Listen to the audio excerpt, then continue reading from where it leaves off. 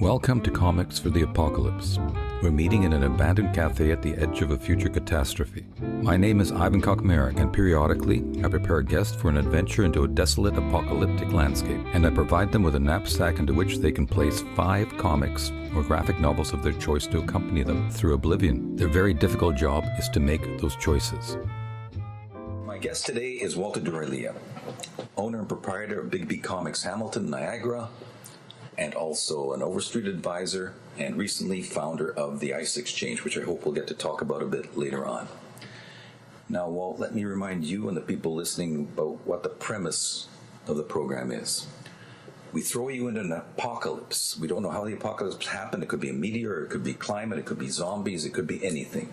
But you're stuck there, trying to survive, a little backpack, and in your backpack, we can put 5 comics. 5 comics. That's it. 5 comics that you can pick that means something to you, that'll, something you can turn to every couple of days and have some memory of something. Yeah. Can I switch them for like a bottle of water, or there's water in there as well in my backpack? Well, there's water in your backpack wherever you can find it. That's your business. Oh, right. Okay. And the other thing, these comics don't have any monetary value because the economy's been destroyed. Right. You can't ever cash them in. Right. There's no point in taking an Action 1 or something like that. I understand. Now, let's begin talking a little bit about you. And can you remember what comics meant to you as a kid? How did they enter your life? Have you got any memory of comics as a kid and a teenager? I do. Ivan, I was an immigrant, came just for my fifth birthday, and my aunt, who had been here earlier. And you grew up in East End, Hamilton? Yeah, East End, Hamilton, right near the stadium, Sherman and King area in Hamilton. Beautiful, beautiful neighborhood. Love that neighborhood. Lots of kids at that time in the early 70s, late 60s when we were small. And I remember, so this is probably about a year, once I kind of started learning the language. Kids at that age, Ivan, we learned, over a summer I learned. I mean, oh my goodness, my father's still struggling, right? And 50 years later, and I learned it over a summer. So by the time I was 5, 6 years old, 7 years old, still kind of ESL-y a bit. But my aunt, she brought home from work one day. She worked at a shoe company, just making shoes down on Nash Road, if you remember. Oh, yeah. Called Cougar Shoes. Yeah. I don't know if you remember that. And she brought a stack of comics home for me to read because she thought it would be a good idea for me to read more. Maybe pick up the language. Yeah, pick up stuff, and which I'd already picked up by then, but she thought it would just be better for me to read. And I remember they were like things like that. I didn't really enjoy them that much. They were like Richie Riches and Archies and stuff like that. And I remember I liked looking at the pictures, and that's probably where I learned the trick of what sequential art is. Following the panels and the words in that kind of storytelling medium that wasn't really there, because as a young kid in kindergarten and stuff, you get those books, textbooks, and for kids, they all had pictures in them, but they weren't really related to the words, if you know what I mean. Yeah. There may have been like a snapshot of an Inuit, if they're talking about Inuits, but there wasn't that flow of picture to word storytelling. Mm-hmm. That's probably where I got introduced, but I wasn't a big fan of the ones she was bringing in. And I think later, playing in the neighborhood with my kids, we were all into sports cards, and I don't remember when. And we weren't into sports cards because of value. We were into sports cards because of collecting. Mm-hmm. So it was like the playground was hot and heavy with the got 'em, need 'em as you're going through your set. And then we would play closies, flipsies. Yeah, flipsies, all those kind of things. Put them on your bike in the slopes. That's right, making noise on our bike. And then one kid, I remember his name, Roger. He had a comic collection. And then me and my buddies, we all knew each other, of course. And I remember that it was a fateful day, and Roger had a comic collection. And I'm going to say maybe I was 9, 10 maybe. And we looked at his comic collection. He would take us through his comic collection, and he was excited about his comic collection. Well, Craig, we all had to have comic collections after that. We all pretty well went home with a mandate. We need comics too. And then we started buying comics. I remember. Where would you go to pick up your comics? That was when they had the spinners and. Yeah, they had the spinners. The place I went to, we liked the best was Stadium Variety. It was on Barton and Lottridge, up in that area, right near Iverwin Stadium. What's Tim Hortons Field now, and because he had like one of those large magazine racks, and along the bottom he would have his comics, and the thing is he was one of these guys, maybe he was lazy, Ivan, I don't know, but he wouldn't do a quick return. So he would have months worth, right? So we would go there, and then I quickly discovered that Spider-Man was my favorite, right? And I quickly discovered that I loved reading Spider-Man because I think what hit me the most about Spider-Man when I was a kid, I'm one of those unfortunate guys, probably because of my aunts, Archie's and Richie Riches. I don't remember my first comic that I bought because it was kind of blurred into, but it was the humor. Mm-hmm. It was Spidey wisecracking while he's fighting the villains that I just enjoyed. I loved. And obviously, I don't think I was cognizant or aware that I liked the art, if that makes sense. Like, obviously, the art was important because I was enjoying it, but I wasn't one of those guys right off the bat looking at the inks and looking at the colors and looking at the art form, trying to distinguish artist to artist. I caught on to that a lot later, but initially it was more collecting. I wasn't even reading all the stuff I was doing because we got so hard into collecting. Then we had to get Avengers runs and Fantastic Four runs. None of us, though, in the East End, Hamilton, Ivan, in 1973, 74, when I was 10 years old, none of us were collecting DCs.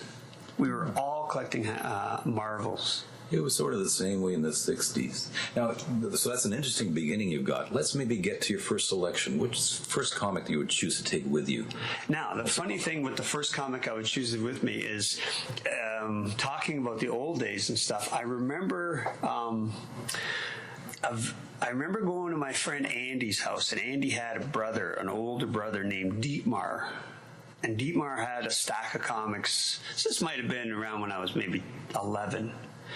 And he had, oh my God, the richness and the beauty of this comic. It was on top of a pile on the dining room table, and it was Avengers number 78, that beautiful orange hue man-ape cover of Avengers, and it was immaculate. I remember it being immaculate. I remember it was glossy and it was colorful, and the Avengers were awesome, and I wanted that book so bad, and Dietmar wouldn't trade it to me.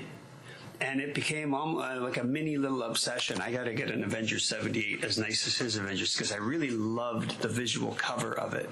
And he wouldn't trade it to me. And that was like my first kind of, well, what do you mean? And it was like, I had to get that Avengers 78. And I think, eventually I got one. But after you get one, it was like, but I really wanted that one because it was way nicer than mine. And that kind of instilled condition into me early. I didn't know what it was, but later on I knew what it was because my Avengers 78 came in a pile of Avengers I got off another guy, and they were probably read through Avengers, with their creases and the things and stuff. And then I remember, no, this isn't the same. So you became infected.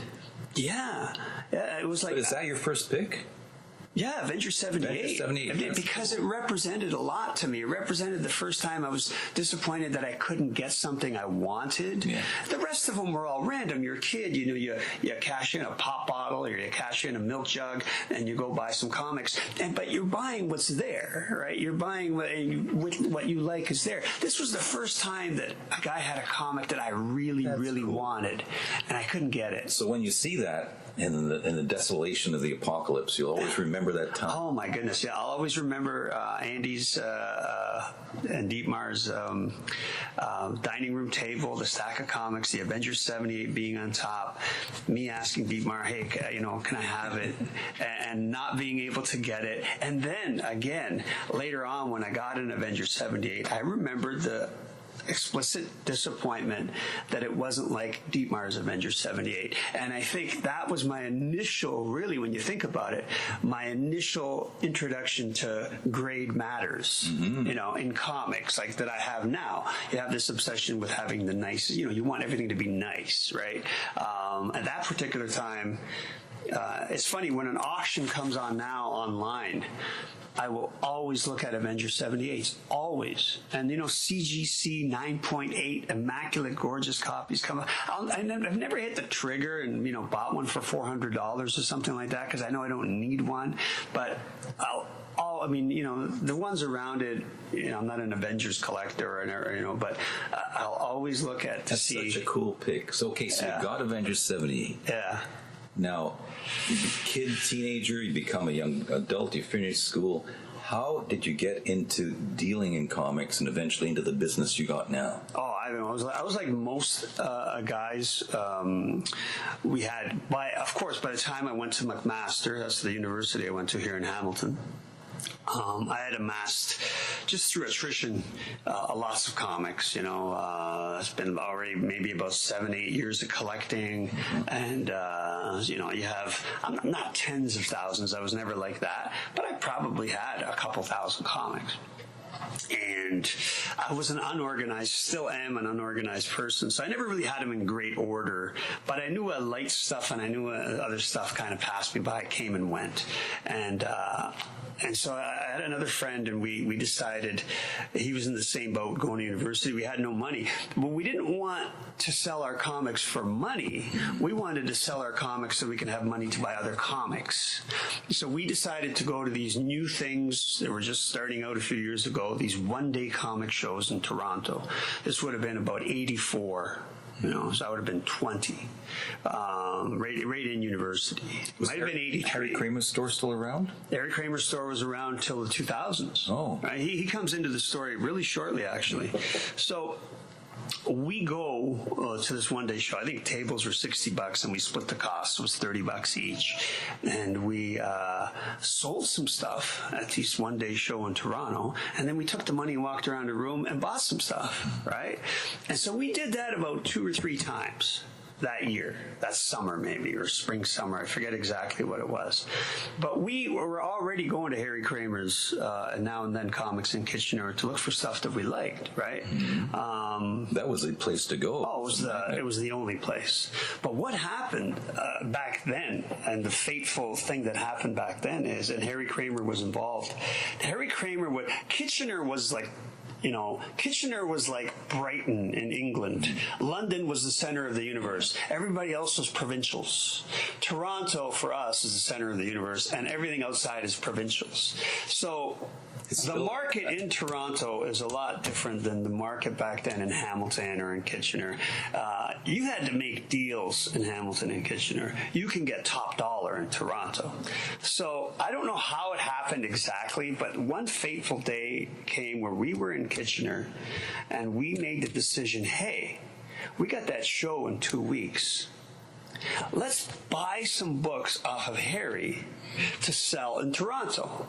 So this marks the first time that we're not living off of just selling off our collection, which we got as kids, to try to buy more comics, right? This now is saying, wait a minute, there's a formula here. We've been to enough shows to know that this book that Harry's selling for $10, we can get $20 for in Toronto. We're pretty sure, right? So we stacked up on, back then spending $300 was huge, right, on comics. And so that's what we did. And then we took that stuff to Toronto, and we had success. And then it's like, oh my goodness, do you realize what we just did? And then we did it again, and then it's like, okay, that became the new drug, so to speak, is to buy and sell, buy and sell. Then it wasn't about going to add to your collection. It was about having extra pocket money. So you made the transition from being collectors to businessmen. But we were still collectors. You never left that behind. We never left that behind. We were still collectors. I had a narrow focus, and whenever we would buy stuff, we would always squirrel away the stuff that we really liked for ourselves. But it was kind of, you were balanced. You had to balance. You had to be really good. If you're successful, you had to be really good, because you had to buy, take out what you like, sell the rest and still make money off of the initial amount. So let's say you spent $300 and you liked a few books that were worth $80. So you spent $220 or whatever. Well, you still had to make $400 off that to be ahead of the game. So you basically got your collectible for free, the one that you liked, and you made a little bit of money to squirrel away to buy more and stuff. And that was kind of how it started. That's how you started out. But let's get to your next selection and see. Oh, okay. The next selection, I thought about this, and this is probably right around that time. This is when I started getting introduced to, oh my goodness, this is like an incredible read. Was when I picked up Watchmen. It was 86. And I picked up Watchmen #1, and I picked it up by mistake. Somebody says, "Hey, try to read this," and I said, "Okay." And then I even made a mistake in my preparations to read it, Ivan, because I sat down. I forget where I was, but it wasn't in a quiet, calm place, because I thought it was going to be like most of the comics I've read, a fun-filled, funny gags, action scenes. It's like, once I started getting into this, I go, wait a minute, this is reading more like a novel. I have to think. I don't like this, right?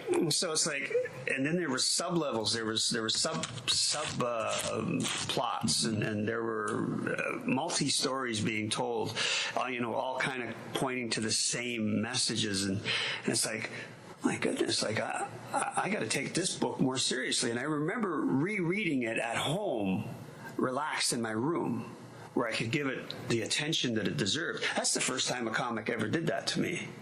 It's like, wow, that kind of introduced me to the art form, going past the kids' entertainment value or nostalgia entertainment value to actual pure legitimate literature. I want to be entertained by something I'm reading, not entertained, but also engaged, right? Not that the old comics weren't engaging. They were, obviously, to me as a young man, but this was kind of on a level that I didn't expect, and it was a nice surprise. I know what you mean, because you had the camp of the 60s and Batman, bam, boom, and Marvel came in and had more of a storyline, more of a give and go and interest, and now with Watchmen you've actually got something that's layered, complicated, and you have to fight to read it. It's not just an easy read. That's right, and that took me by surprise. I just thought somebody recommended it to me, so I picked it up, and then I approached it like I would a Conan, like, hey, I'm just gonna So your second selection now, you got that in your backpack. Yeah. And how do you think are you handy? Are you a sort of a can you hunt? Can you fish? How would you think you'd survive in an apocalyptic situation like that? You know what, Ivan? The one regret is I'm not better looking, because that's all I would have to go on. I would have to use my. I'm not handy, but. I think the strength I would have to lean on in the apocalypse is to be a negotiator. I like people naturally. I can talk. Maybe there's like 5 people left in the whole world. Well, it's one of the. Hey, those shows that nobody watches, but everybody watches, but nobody says they watch. Those voted off the island thing. Oh yeah. It's not the most handy. It's the one that, no matter how limited the group, it's the one that can unify the group, the one that can get along with everybody, the one that would have to be me, because I'm not the one that's going to have the good aim. I'm not the one that's going to know how to cook something. I'm not the one that's going to know how to fix the roof because it's leaking when it rains. I'm sure I could learn all that, but that's the strength I wouldn't bring. So the only thing I could rely on is my bubbly personality. Well, good luck to you with that, for sure. Yeah, I know. I'm going to need it. Let's jump to your next selection. All right. Next selection, I want to go more modern. I want to talk about Runaways. Brian K. Vaughan. Marvel, I think in the early 2000s. TV show of that now, isn't there? There was a TV show that came out recently. And Runaways... Oh, that's people calling in to disagree with me. Runaways, it was such a pleasant surprise. It was absolutely such a pleasant surprise. So the premise of Runaways is this. These kids are forced into seeing each other once a year because their parents are business people and they have an annual party/meeting, right? So, these kids have their own lives. And of course, when they were 5 and 7 and 9, it was fun. They'd have play days, the parents would bring them and they would be together, right? But now they're teenagers and now they all got their own attitudes. They all got their own look. One's a goth, one's a hipster, well, not a hipster, one's a whatever, one's an emo. I don't know. I'm making stuff up. But point is, they're all different. And they may not necessarily hang together naturally if they were all in the same high school, right? But their parents still make them come. So they're sitting there kind of, and they're like, and because of age and curiosity and just teenage troublemaking, they go, oh, what the heck? What would our parents do? Like, why are they here? They'll go downstairs every year. Let's go find out. Let's go. Hey, I know of a secret way because the kid that lives there. So they go down and they finally somehow get in and they see a crack in a wall and they see the room where their parents are in. Oh my goodness, the parents are like dressed up like I don't know if they're like Klansmen or whatever, some sort of robes, and then of course some young girl they bring out, and then it's like, wait a minute, this is very sinister here. What the heck is going on? And then you're just thrown for a loop. Just the ending happens. It's like, oh my God! And so now you have this premise of these teenagers realize that their parents are all supervillains. So their world is just shattered, and now they have to unify to try to say. And then, of course, some sort of little sound happens because somebody trips over something, and then the parent. And now they're on the run from their parents, and then their parents are trying to catch them, and their parents are trying to say, "Oh, okay, it's a misunderstanding." You know what I mean? I love the dynamics of it because I'm thinking to myself, what teenager doesn't think their dad is a supervillain, and just the way it was written, the way the story was set up. And then, of course, the series is based on that. But just the impact and oomph of that first issue to set up this new world genre, whatever it is, was was so well done. And I like the fact that it was not right off the bat, spandex, Spidey, Batman type thing. It was kind of just teenage kids and in regular life clothes and just great story development. So Runaways 1 is another standout point in very much so. Your interaction with comic books. So get that one in your backpack. Yes, I do. Yes, I do. You've always been a supporter of Canadian comics, and I'd like to ask you what you think of our Canadian comic legacy now. We've been bringing more out about it lately in the last few years. There's a few comic book companies that have started out. What's your take on what our Canadian legacy is, and where do you think it's going? I think our Canadian legacy is underappreciated. I'll say it's underappreciated probably mostly because it's unknown. Thanks to people like you, Ivan, have done tremendous work in the last, I'd say, 5 years now at least? Yeah, the word is getting out, and just Canadian society as a whole should be a lot prouder of what we've accomplished. In the comic book realm, the Golden Age era, the Weka books of the war are such a gem of historical. I don't know what the word is, but it was a beautiful, naive time in our development as a country. We were kind of given by force the right or the opportunity to create our own world around comics, and I thought we did a fantastic job. The characters that came out of that forced creative experiment were great, were fantastic. It's just after the Weka America books, after the Exchange Conservation Act ended, American books flooded back in, and it was just so hard to compete with your Batmans and your Supermans into the day, and it's unfortunate that it went. But I think what's important is that we remember and we know and we understand that is what happened. You know it yourself, though. The creative.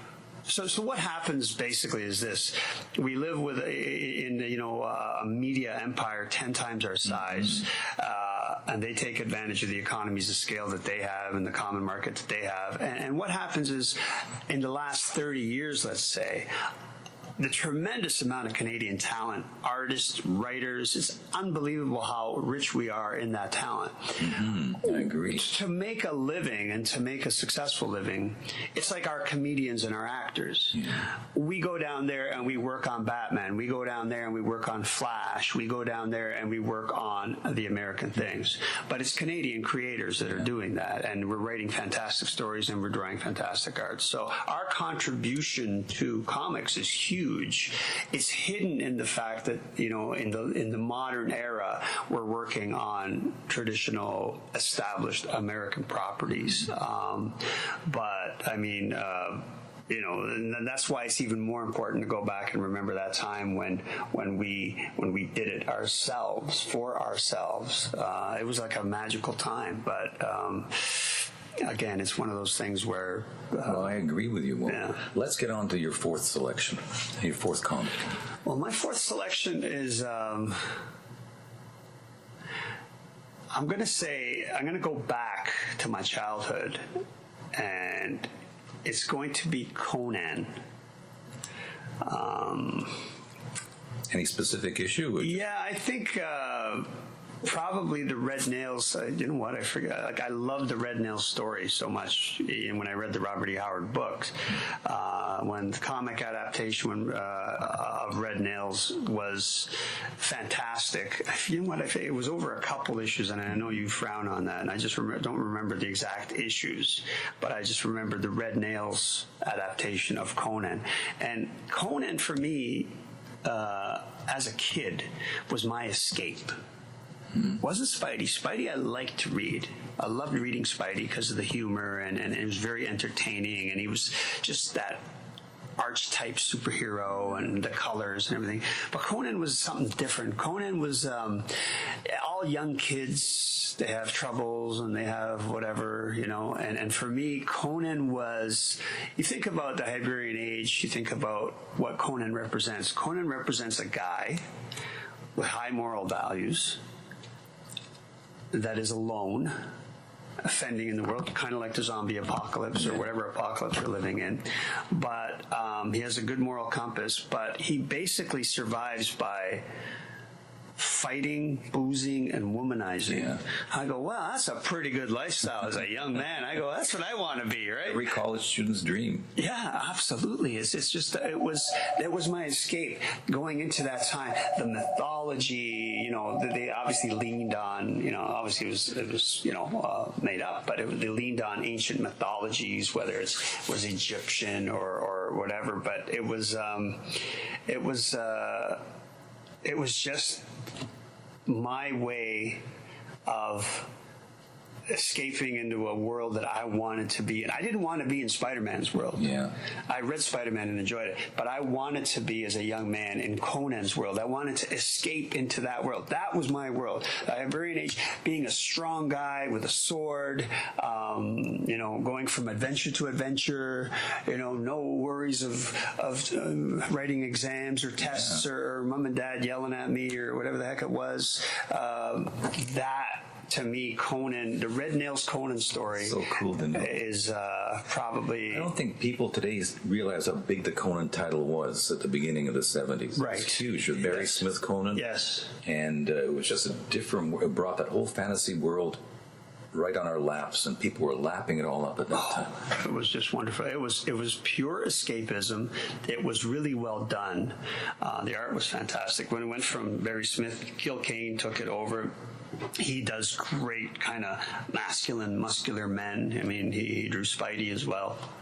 But, definitely I would have to bring a Conan because, which is kind of counterintuitive when you think about it, because I would be living that Conan lifestyle on this island, wouldn't I? Yeah, you would be, exactly. Yeah. Don't know what's there, mutants or sorceresses or anything. Oh, wonderful. That would be good. So that would be a good kind of prep. It would be, wait a minute, I have to reference Conan. What would he do in a situation like So this? we'll give you one of the Red Nails Conan issues in your backpack, too. Now you've got one left. One left to pick. Let's see. One left. It would probably be my favorite comic story I've ever read. And I would pick the first issue. I would pick Daredevil number 227 at the beginning of the best comic story ever told in my mind is Born Again. So Frank Miller, who did so many great things, Year One Batman, Dark Knight Batman, 300, Sin City, all those were great. But to me, Daredevil, that whole storyline about how the Kingpin discovers his identity and tries to destroy his life, his secret identity. There was so much in there. It was like being a Marvel fan and having Frank Miller come in and take my Spidey and interject him into the storyline just enough, but there was no humor. It was all seriousness. It was Spidey concerned for his buddy. It was and taking all the other. Oh my goodness! It was just, to me, the pacing, the art was fantastic. Just the mood and the pacing and the storytelling of that story. To me, that's comic book writing, sequential art for superhero comics at its finest. And the Daredevil Born Again would just that's probably the story, Ivan, that I've read more than any other. And I'm not a guy that reads them, but I've probably read that thing 4 or 5 times over the last 30 years since it's been out, because I really enjoyed it, right? And I don't read anything twice, right? But I just, something about that one, the way it was written, the way it was told, again, the way Miller incorporated the Marvel universe to help him, tell the story, just is an absolute standout for me. Oh, 5 great picks, Walt. We'll give you all 5 in your backpack, and off you go into that desolation sunset. But before you go, we got a couple more, just 2 more quick picks. These are surprises for you. I want you to pick one luxury that you can have with you. Something that's not useful, can't help you get out of the apocalypse, but something you'd enjoy to have. It can be anything in the world. Oh, not a comic? Not a comic, just a luxury that will sort of make your life easier. All right, well, I'm going to go with a yo-yo. That's cool, yeah? And how will that make your life easier? It would either be, I'd have to wait, a yo-yo or 3 juggling balls. But you see, I would have to go with a yo-yo because with the way I operate, my 3 juggling balls within a week would disappear into 2, and then you wouldn't be thinking. It would just be a stress relief thing, something to do, something to preoccupy my time with. And can I ask for a gun for the second one with unlimited supply of bullets? One luxury. Let's go with a yo-yo. So you got your backpack of 5 comics, you got your yo-yo, and I'm going to give you one more thing. I'm going to give you one superpower to help you out in the world. Right. It can't be a superpower that can change the apocalypse and bring it. You can't go back in time and change the apocalypse. But something to help you survive in the apocalypse. What would your superpower be? My superpower, other than literacy, which I already have, which is a superpower, by the way.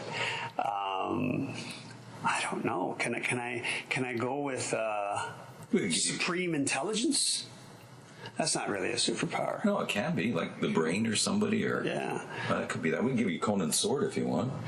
Yeah, but I need Conan's strength. Oh yeah, well, you choose one superpower.